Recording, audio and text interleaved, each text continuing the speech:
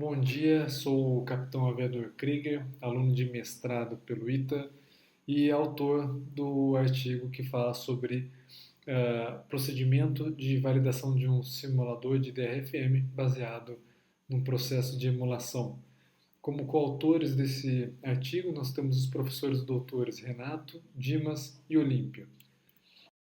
E para a apresentação desse artigo, nós vamos seguir esse breve roteiro, iniciando com a contextualização. Bom, basicamente, até a década de 80, 90, as técnicas de interferência utilizavam repetidores, que mandavam de volta na direção do radar o sinal com um aumento da sua potência, basicamente. Mas algumas medidas de proteção eletrônica foram sendo desenvolvidas e esses radares começaram a operar de forma coerente e as técnicas já não funcionavam mais. A solução foi a inserção de uma memória digital de radiofrequência dentro desses interferidores, por quê? Porque o DRFM ele é capaz de armazenar o sinal de forma coerente, o que resolveria o problema por si só, mas mais do que isso, ele tem a habilidade de manipular o sinal, seja em fase, frequência, amplitude, que é uma característica bem interessante quando nós estamos falando de um processo de interferência eletrônica.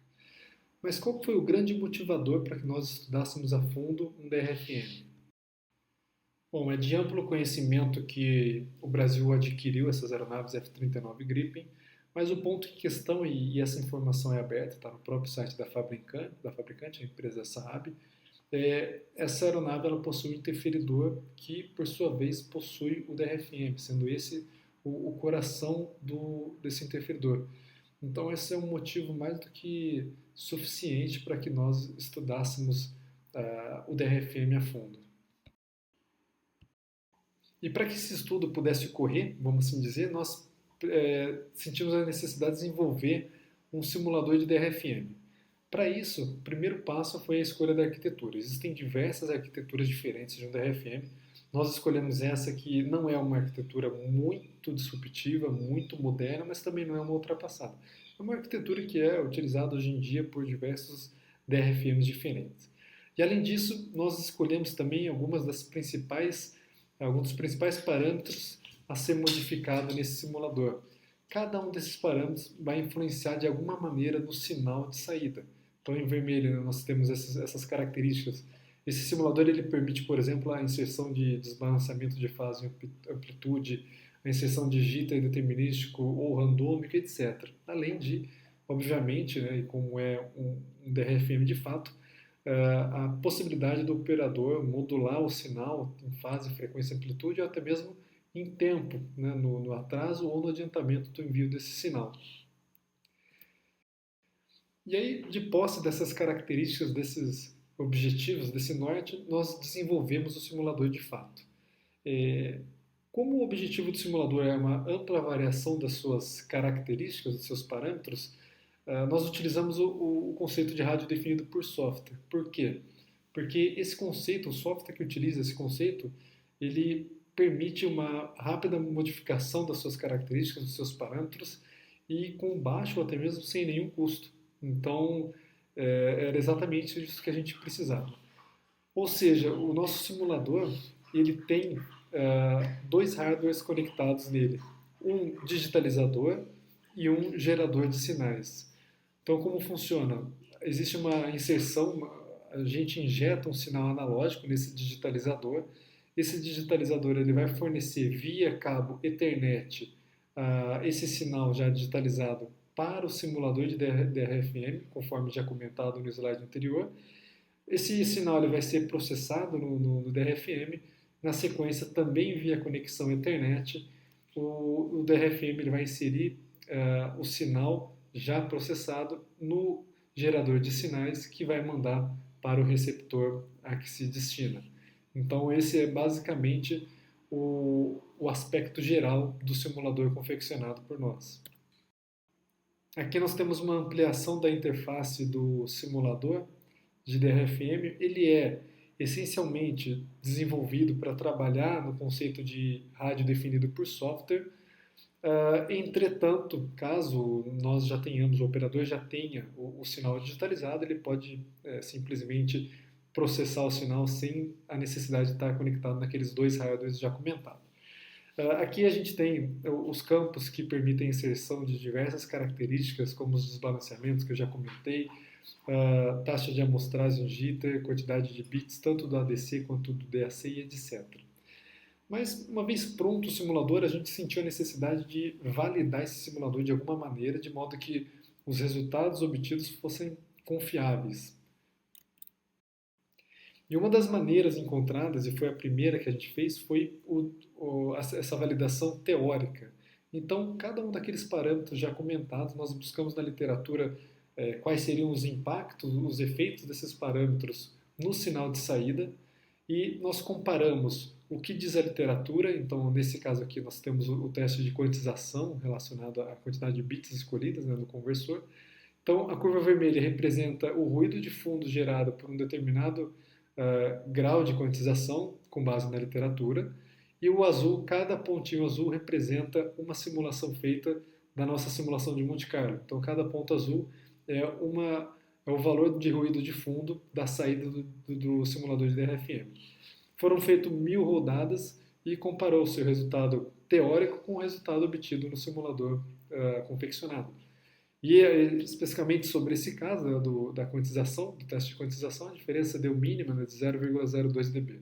E o mesmo foi feito para todos os demais parâmetros. Aqui a gente tem, por exemplo, o ruído de fundo gerado pela presença do jitter randômico, né, e foi feito da mesma forma essa comparação.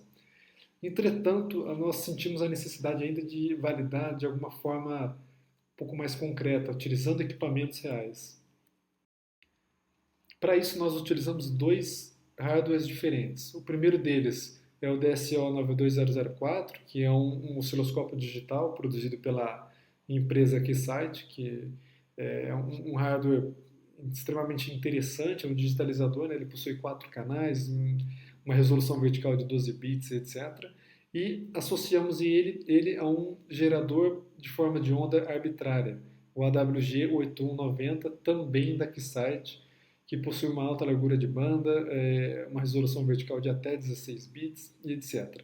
Pegamos as informações no datasheet de cada um desses equipamentos e pegamos todas essas informações e parâmetros de como eles funcionam, desde jitter, erros de não linearidade presentes em cada um desses equipamentos, quantidade de bits, taxa de amostragem e tudo mais. E aí, de posse dessas informações, nós inserimos elas no simulador de DRFM. Então, pegamos todas as características existentes no DSO, inserimos no DRFM e fizemos a mesma coisa com a WG, inserindo essas informações também no simulador de DRFM. Ou seja, o que a gente tem aqui? A gente tem o DSO fazendo o papel do conversor analógico digital existente no DRFM e o AWG fazendo o papel do conversor digital analógico presente no DRFM. Injetamos o mesmo sinal tanto no hardware quanto no simulador e com isso nós analisamos os sinais de saída nas mais diversas características pertinentes a um pulso. O objetivo é que, uma vez que ambos os sistemas possuem as mesmas características, espera-se que o sinal de saída obtenha também, que ele tenha as mesmas características, os mesmos parâmetros de largura de pulso, largura de banda, amplitude, potência, etc. Sobre o sinal injetado no sistema, nós injetamos dois pulsos diferentes. Um sinal senoidal simples, padrão, convencional, e um sinal um pouco mais complexo, um sinal modulado linearmente em frequência, cujas características estão resumidas nessa tabela. Aqui a gente tem uma foto do setup, então aqui a gente tem o DSO representando o conversor analógico digital, o AWG aqui atrás, o conversor digital analógico, ambos conectados, processando o sinal modulado em frequência, e em paralelo, conforme mostrado nos slides anteriores, o simulador de DRFM processando o mesmo sinal, né, ambos inserindo teoricamente a mesma quantidade de erros, os mesmos erros. E aí, para análise dos resultados, então nós temos aqui, inicialmente no domínio da frequência, o sinal senoidal e o sinal modulado em frequência. A curva azul representa o sinal proveniente do simulador de DRFM e a curva em vermelha o sinal proveniente da combinação AWG-DSO, do processo de emulação. E nós analisamos inicialmente a potência de pico e a potência do lóbulo lateral. A gente vê inicialmente aqui alguns sinais espuros em 250, 500 MHz, etc. Isso é um comportamento não linear presente nos componentes do AWG e do DSO, como os amplificadores, etc. E essa característica não foi simulada, não foi inserida no simulador. Por isso que a gente vê somente no sinal proveniente do processo de emulação. Mas voltando aqui para as potências, a gente, tanto no sinal senoidal quanto no sinal modulado em frequência, a gente vê que existe uma diferença ali de 2,5 a 3 dBs do sinal medido, né, da característica medida do sinal simulado para o sinal emulado. Por quê? Existem certas atenuações no sistema montado. Então, a primeira coisa que a gente fez foi a caracterização das perdas dos cabos utilizados no setup. E aí, mesmo o sinal tendo apenas 1 GB, né, ainda assim existe uma perda considerável. No caso, o valor medido foi de 0,5 dB. E mais do que isso, tanto o AWG quanto o DSO eles possuem uma determinada resposta em frequência para o sinal que está sendo processado, que está sendo trabalhado. E aí, com base na taxa de amostragem utilizada, com base na frequência de operação, na frequência do sinal, nós temos uma determinada perda também em dBs, que no nosso caso específico é algo próximo de 1 dB, tanto para o AWG quanto para o DSO. Então, com isso, a gente tem, ao todo, uma atenuação do sistema de 2 dBs e meio aproximadamente. Com base nessa informação e fazendo os determinados ajustes, né, levando em consideração essas atenuações, aí sim a gente tem um valor um pouco mais próximo do esperado. Né? Então a potência de pico do sinal senoidal, tanto do sinal proveniente do simulador quanto do sinal proveniente do processo de emulação, deram valores bem próximos, e a mesma afirmação pode ser feita tanto para os lóbulos laterais do sinal senoidal quanto do sinal modulado em frequência. No domínio do tempo, a gente analisou basicamente a largura de pulso e todos os resultados foram muito próximos, ou seja, qualquer tipo de descaracterização, de degradação do sinal que o hardware, né, que o sistema de emulação inseriu, o simulador também inseriu. Existe essa diferença na amplitude, mas é devido à atenuação já comentada nos slides anteriores. Voltando para o domínio da frequência, calculou-se então a largura de banda de meia potência e o ruído de fundo. Esse especificamente exigia uma atenção especial nossa, porque praticamente todos os parâmetros impactam diretamente no nível do ruído de fundo. E para todas as características, né, tanto no sinal senoidal quanto no sinal modulado em frequência, uma vez comparando os pulsos provenientes do simulador e do processo de emulação, os valores foram bem próximos, ou seja, a gente pode inferir que até o presente momento o simulador está degradando o sinal da mesma forma que o par ali, que o sistema AWG DSO. A preservação das características do sinal do modulado em frequência, do sinal senoidal, e a diferença de potências é devido às atenuações inerentes ao sistema já comentado. Foi feita também uma análise utilizando o espectrograma, então verificou-se que ambos os sinais senoidais estão centrados em 1 GB corretamente, e o mesmo pode ser dito para o sinal modulado em frequência. Além disso, verificou-se qual é a taxa dessa modulação em frequência.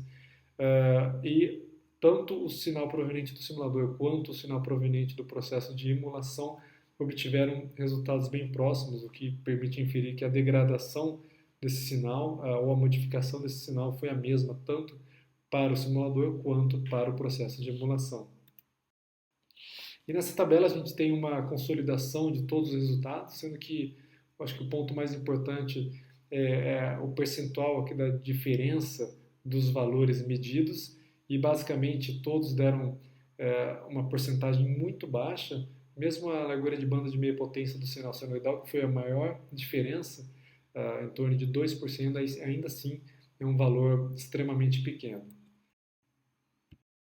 E com isso é possível inferir que a utilização de um DRFM, de um simulador de DRFM, no conceito de rádio definido por software, traz uma série de vantagens e benefícios, porém existe a necessidade de validar esse simulador de alguma maneira. A maneira utilizada por nós foi por meio do processo de emulação, utilizando o DSO mais o AWG, e que, apesar de nós termos testado somente em uma configuração específica, uma vez que esses dois equipamentos eles não permitem a variação dos seus parâmetros, mas dada a alta proximidade dos valores medidos do sinal de saída do DRFM e do processo de emulação, junto com as validações teóricas já feitas, isso permite inferir que o modelo ele está sim validado. Dessa forma eu termino minha apresentação. Muito obrigado.